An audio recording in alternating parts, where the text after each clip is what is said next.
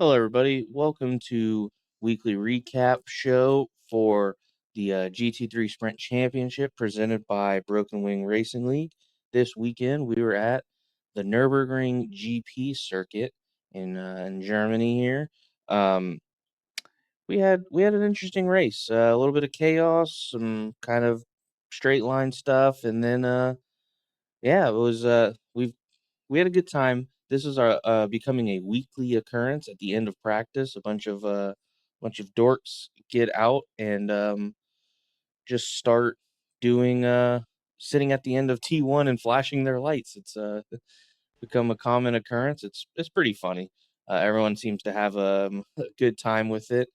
Uh, but yeah, let's hop in to the class superlatives.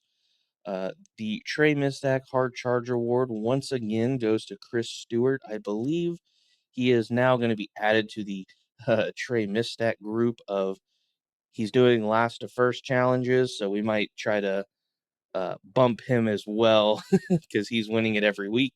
Um, he's having fun. It is what it is. We nothing wrong with it. We just want to give it to someone who is pushing forward from actual qualifying. So congrats, Chris, on another title of this. It might be your last for a while. But once again, he's streaming these races as well from his POV. So go check that out on YouTube. When you look his name up, you'll find him. Always a great time. Fastest lap, unsurprising, goes to Austin McGill. He had an insane qualifying run there. He crushed the field. Um, and at 52.2 is pretty ridiculous. Your closest finishers were Tyler Kern and Brandon Burns, two new people to this category here. The gap just over a tenth. That is what a great battle for 23rd there. It was a big field. We had 47 cars. That was awesome to see. And cleanest finish goes to Marshall Scarre.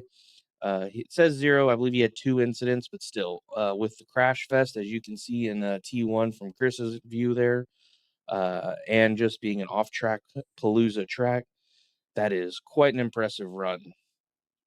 Some new faces that we haven't seen around the league before that came out: Aaron Lester, Ben Gary, Chris Virgin, and Daniel Beck. Great to see y'all. Hope you keep coming around. There's a couple other guys that are not new to the league, but new to this series, Jean McClone and Andrew Fogan. So good to see y'all hopping in the GT cars. And hope to see you guys finish out how many races you need to do and getting into the classes next season. So with that, let's hop in. Qualifying, nothing too wild. Trey and Chris doing the battle from the back of the pack. Valhalla locked out the front row with Austin taking the pro pole and overall pole, and Jeff Koffeld taking the pro-am pole and second overall. Matt Benson takes the am pole with a P8 overall, making that a Valhalla lockout of the 3 main divisions. And John McClone taking 10th overall and the rookie pole in his first race. Now let's hop into lap 1. It was spicy. Where is Mr. Peter Flanner? We can go from Jeff. We'll just start with Gage, and we'll back it up. So race lap 1. So off the jump, we had go far chase because better camera. We had 3 wide going into T1 here. You can see everybody's converging, and unfortunately, it looked like Peter maybe washed out a little. Maybe he felt Gage on the inside, tried to take a little bit, give a little space. Unfortunately, clips Jeff, and this starts just an unfortunate ball of terror. You can just see this group forming. Everyone's trying to take avoiding action, and unfortunately, it's just not working for anybody. Bumpers galore. You got people diving all sides. Unfortunately, right here, Joshua Justice is going to jump out and catch me. Aaron does a pretty good job there of avoiding any of that. You got is that Patrick, Rich, and Austin Bonilla Soto. stuck together. Yeah, just people diving every which way. Let's see, I think Tom Smith back here is going to have a moment. Trey already up a decent amount of spots, just a lot of chaos. Yep, unfortunate there. Him and Aaron get together. That's good avoidance, unfortunately, for them. Black McLaren taps the wall. But yeah, turn one was just bananas. There's chaos happening everywhere. I think up the field here, myself, I'm gonna lose a bumper, not through here, but yeah, right through here. There goes my bumper. Let's watch that in rear chase. Back it up. You can see it's just dangling, barely hanging on. And then Mr. Eric Koonsman, not too far up the road, is going to have it going into the final chicane. His bumper's going to fly off and attack some people. That would be so terrifying in real life. Dear God. But yeah, so that was kind of the first lap. The first two laps were a little argy-bargy, a little everyone's just trying to settle in. But after that, everything kind of started to kind of relax a bit. We had a good battle between Mark and John Javecki. You can see these two just kind of stuck at the hip here until lap 6, and the leaders, Austin and Gage, are starting to pull away a little bit. Mark's thinking, man, I feel like I need to be up there and running with them. He kind of sets him up a little, gets a really good run, and through this next corner, boom, he sees the door and he goes for it. He said he had to shift all the way down to first to try to keep that line tight and make the move stick. And now he's off to the races. He's going to try and run down Gage and Austin, which unfortunately was tough today. I mean, Gage ran a pretty clean, solid race. Austin had one mishap on lap 13 where the curbing coming out of like this stadium section here just decided to bite him for no reason. And this allows Gage to take the lead. That's a lap car. And then Mark to navigate his way through a couple of blue flags and snatch second from him for the time being. But Austin was, I believe, able to, let's find him, to get back and get the spot back before the pit stops. But unfortunately for him, um, Mark is what I like to call the fuel saving savage, and he re-jumps him coming out of the pits, uh, and takes second back for all of like 4 corners. Where's this 220? Yeah, he comes out, and there's Austin, and for a few corners he's got him, and then boom, he's gone. So unfortunate for Mark, just didn't have it there, but he gets third overall, so I don't feel that bad for him. He had a pretty insane race. Let's go look at Tyler Kern on lap 7. This was, watching it back, was one of my favorite moments of the race. Was this interaction through here. First off, in front of them, they are going 2x2, with Trey showing up to make it another 2x2. And also something I like about this, look at the manufacturer representation. We got McLaren, Mercedes, Corvette, Aston, Lambo, Mustang, Ferrari. I mean, that's almost every manufacturer on the grid, all just dicing it up. No real issues.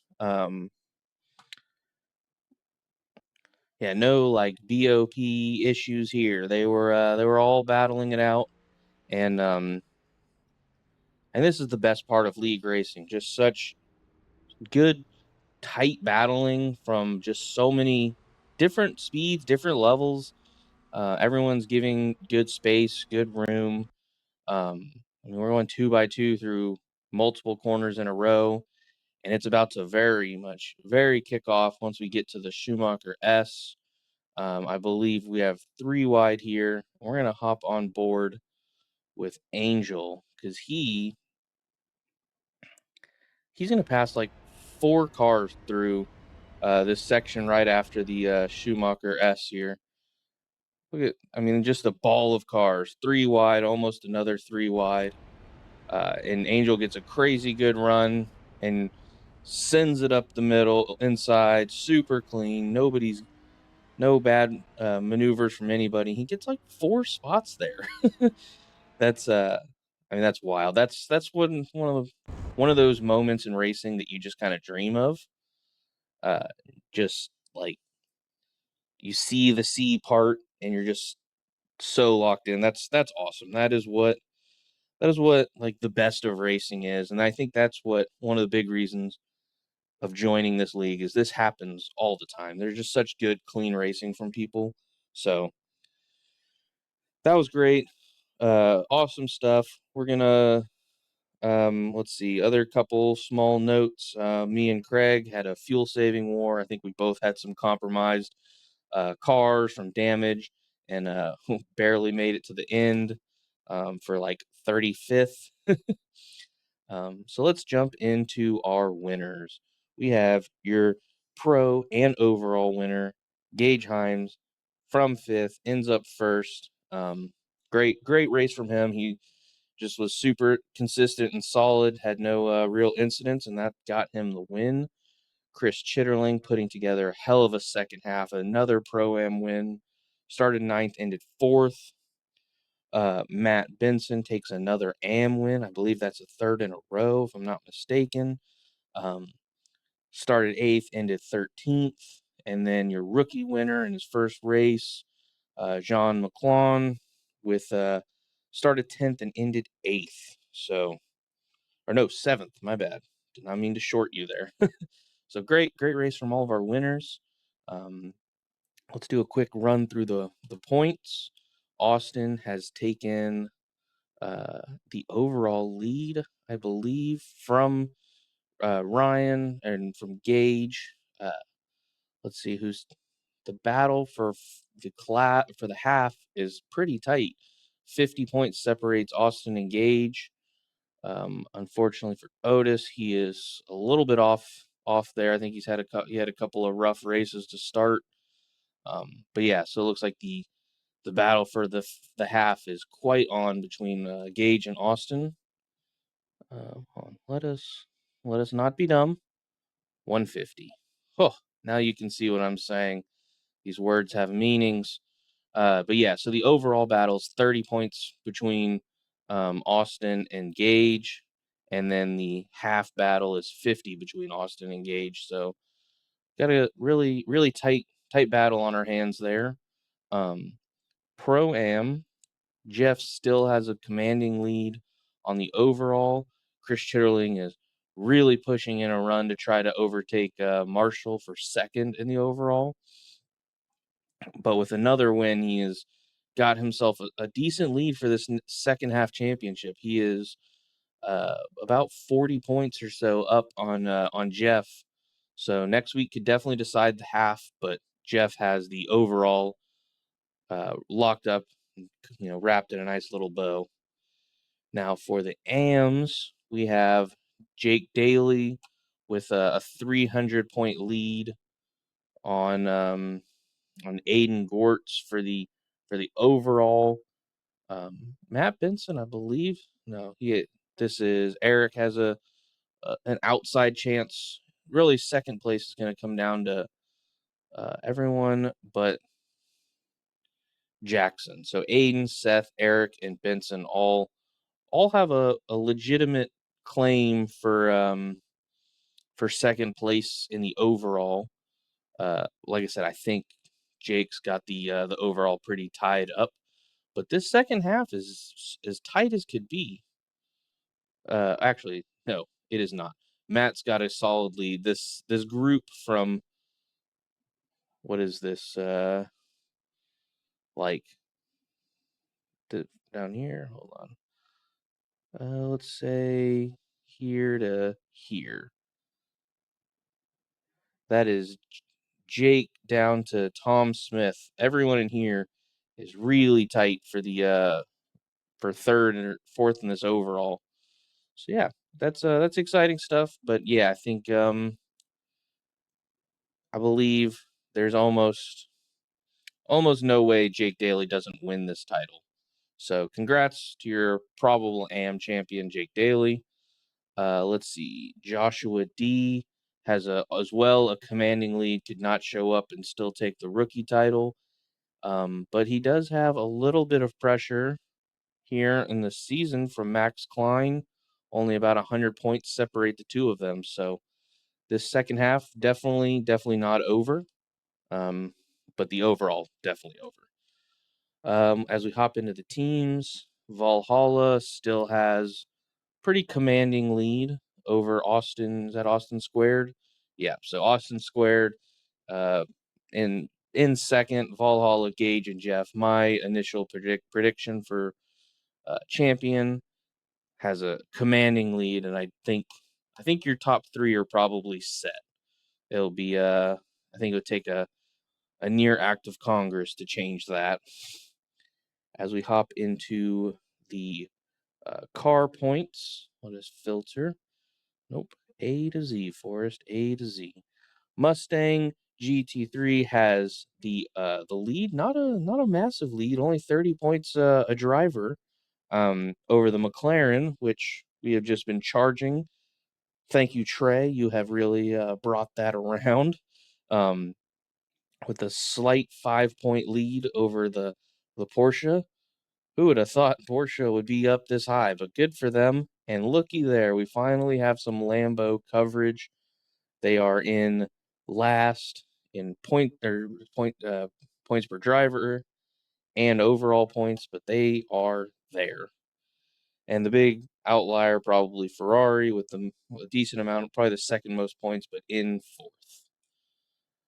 So we hop into the overall. Austin still holding a 15-point lead on sister teammate from Valhalla, Gage, and Chris Chitterling is rounding out your top three overall. Jeff, another solid contender, and that's all these guys in the 1100s. Really pushing this half forward. That's impressive stuff. To see Trey this high, knowing he starts at the back every week, is pretty impressive. Let's see. Benson is an AM in 10th, tied for 10th. That's pretty awesome to see. Chris Stewart, another guy that starts in the back, is in the top 15. Mark Foley rounds out the top 15. Brandon Burns, 20. There's a three-way tie for 20th. I'm in 23rd. Let's see. We got a two-way tie for 29th between Adam and Prashant. Let's see. Let's get down to 40th, being Craig Reese over Angel Soto. 50th tie, Andrew Fogan with 50, and 50th with tied with Darius Timms. Like there's a decent amount of more races for Darius and Andrew, so good job, Andrew, putting in a killer time.